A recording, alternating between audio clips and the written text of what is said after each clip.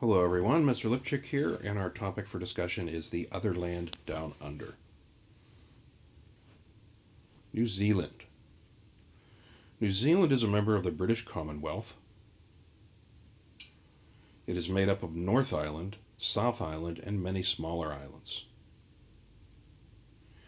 Close to the Antarctic, Stewart Island has been used as a jumping off point for Antarctic expeditions.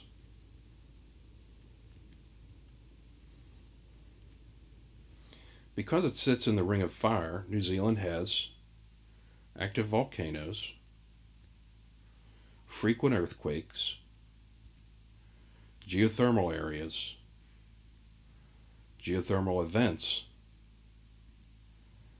mountain fjords, and glaciers. New Zealand is on the boundary of the Pacific Plate and the Australian Plate. The Pacific Plate is being subducted under the Australian Plate, on which is North Island. The opposite happens on South Island, with the Pacific Plate overriding the Australian Plate.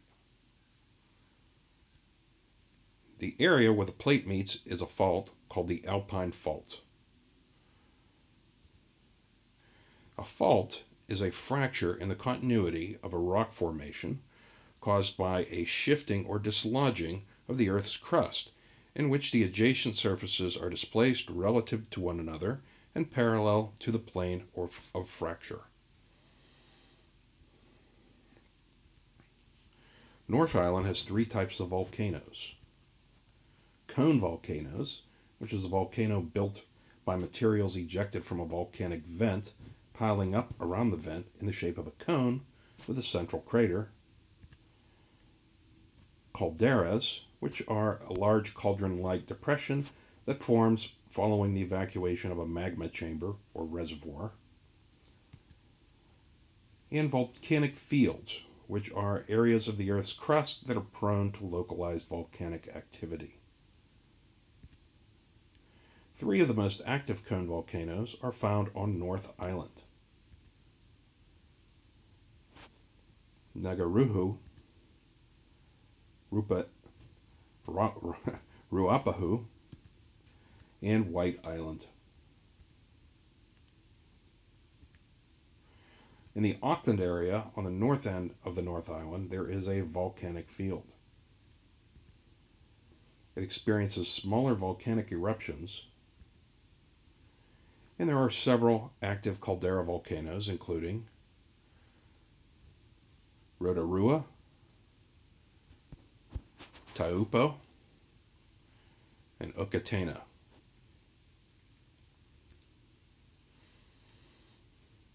Rotorua is a site of warm, superheated mineral springs, geysers, steam fumaroles, and lakes of boiling mud. A fumarole is a hole in the volcanic area from which hot smoke and gases escape. People visit Rotorua for the therapeutic value of its geothermal features.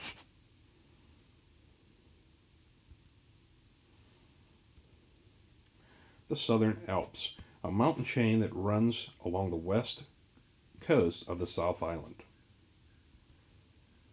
The highest mountain in the chain, Mount Cook, is over 12,000 feet high. They are the result of the uplifting of the Earth's crust along the Alpine Fault. The Southern Alps contain two massive glaciers, the Fox Glacier and the Franz Josef Glacier. They are the remnants of the last ice age. Their high altitude keeps them out of danger of melting away in the near future.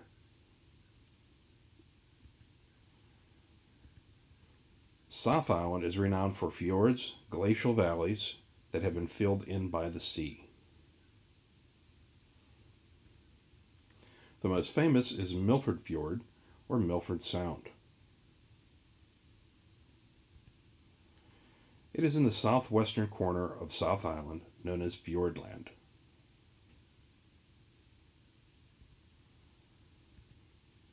On the North Island, There are temperate rainforests. On the northeast part of North Island, it is warm in January and February, as it is in the southern hemisphere. Because of its small size, New Zealand has a variety of subclimates. The climate zones of New Zealand range from severe cold in the Southern Alps to subtropical climates in the North Island. The South Island's west coast is called the wet coast due to exposure to the roaring 40s. The roaring 40s are strong westerly winds found in the southern hemisphere, generally between the latitudes of 40 and 50 degrees. The South Island's east coast is protected from these winds by the Southern Alps, making for a very dry climate.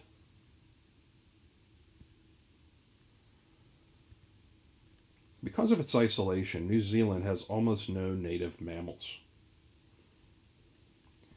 Bats are the only native animals. Many mammals have been introduced to New Zealand. These include sheep and game animal brought from Europe. New Zealand has about 250 native bird species. The most well known is the flightless kiwi, the national bird. The term Kiwi has become slang for a native New Zealander.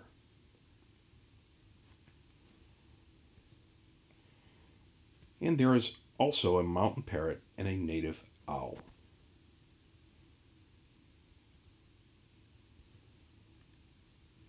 New Zealand has many unique reptiles and insects. The tuatara is related to both the lizard and the snake. Large cricket-like insects called wettas populate New Zealand. And 80 unique species of plants also grow in New Zealand.